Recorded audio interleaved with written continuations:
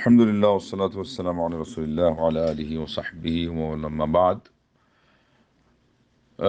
শিশু যারা রয়েছে, ছেলে হোক মেয়ে হোক, সাবালক বা সাবালিকা হয় নাই, তাদের সম্পদের উপরে যাকাত যদি ফরজ হওয়ার মতো হয় এবং নেশাব হওয়ার পরে বৎসর যেটা সেটাও পুরা হয়, তাহলে জাকাত দেওয়া লাগবে কি লাগবে না?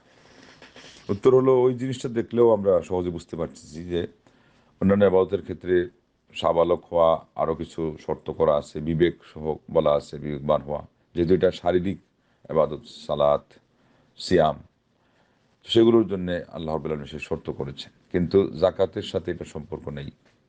এই জন্যে এতিম হোক এবং কোনো সন্তান যদি বা কেউ যদি পাগল হয়, বড় হয় ছোট অবস্থায়, তাহলে তার ওগুলো নাই ইবাদত, যেগুলো শারীরিক কায়িক, কিন্তু তাদের যারা গার্ডিয়ান তাদের উপরে আবার তার সম্পদের যে দায়িত্ব সেটা বর্তায় এবং সেটা পালন করার দায়িত্ব আসে যিনি তার অলিউল আমর, মানে তার গার্ডিয়ান। তো এই জন্যে এখানে কিছু মত আছে হানাফি মাযহাবের ইমাম আবু হানিফা রাহিমাহুল্লাহ বা ওনার স্কুল অফ থটের যারা স্কলার, কিন্তু যুক্তিতে ওনারা সবসময় একটু তীক্ষ্ণ বুদ্ধিতার পরিচয় দিয়ে থাকেন। কিন্তু এখানে সেটা আর হইল না। ওই যে আলিমগঞ্জ যে পার্থক্য করছেন যে এখানে শারীরিক ইবাদত নয়, এই জন্য এখানে যুক্তি এটা চলল না। এবং আল্লাহ রাব্বুল আলামিন বলেছেন যে তাদের মধ্যে যারা সম্পদশালী, তাদের থেকে তুমি সম্পদ নাও, খুয মিন আমওয়ালিহিম সাদাকাতান তুতাহিরুহুম বিহা ওয়া তুযাক্কিহিম ওয়া সাল্লি আলাইহিম ইন্না সালাতাকা সাকানুল লাহুম। হাদিসে আসছে তুখাযু মিন আগনিয়াইহিম ওয়া তুরাদ্দু আলা ফুকারাইহিম। বুখারী শরীফের হাদিস, যে সম্পদ নেওয়া হবে ধনীদের পক্ষ থেকে আর দেওয়া হবে গরিবদের কাছে। এখানে শুধু ধনী আর গরিব পার্থক্য করা হয়েছে, সাবালক সাবালিকা পার্থক্য করা হয় নাই। তা আর দলিলও থাকলো এবং যুক্তিও থাকলো এখানে এই পক্ষে।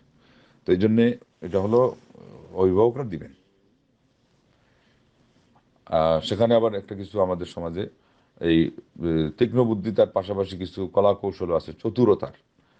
জাকাত যাতে না দেওয়া লাগে সেই জন্যে মালিকানা একজনের থাকা সত্ত্বেও, মানে এখন পর্যন্ত হয় পিতার আছে, মাতার আছে, কিন্তু বলে দেওয়া হলো যে এটা আমার অমুক সন্তানের জন্য, এটা অমুক সন্তানের জন্য, যাতে করে এমনভাবে ভাগ করা হয় যে নেশাব থেকে কমে এসে যায়। এগুলো আমাদের সমাজে অনেকে করেন এবং এটা কিছু স্কুল অফ থট এদের মধ্যে এই চর্চাটাও ছিল, আল্লাহ হেদায়েত করে। এবং সেই জন্য ইমাম বুখারী রাহিমাহুল্লাহ খুব কঠিনভাবে আঘাত এনেছেন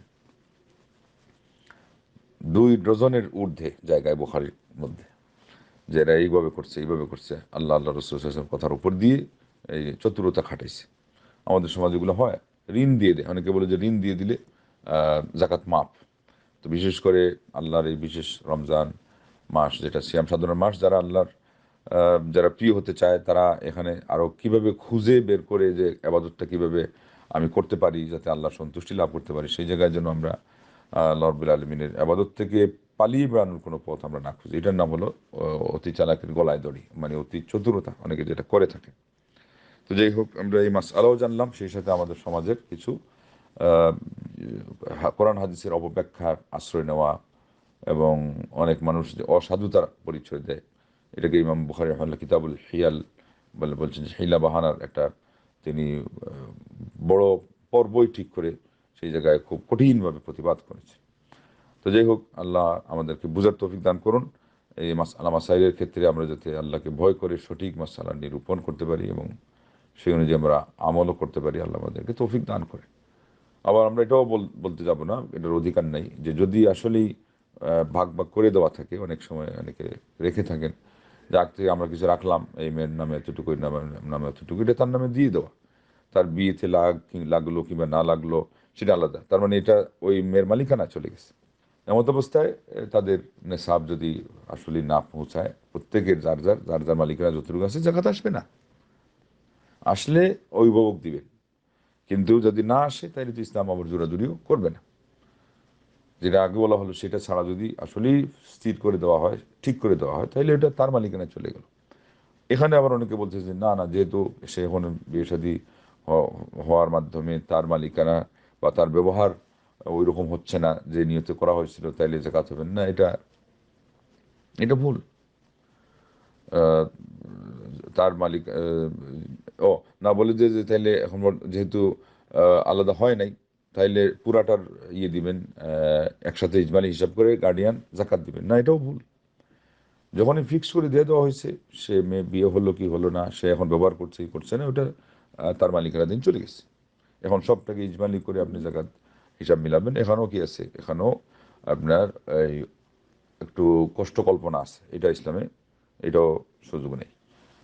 আল্লাহ আমাদেরকে সঠিক জিনিস নিরূপণ করে এর উপর আমল করতে দান করলাম।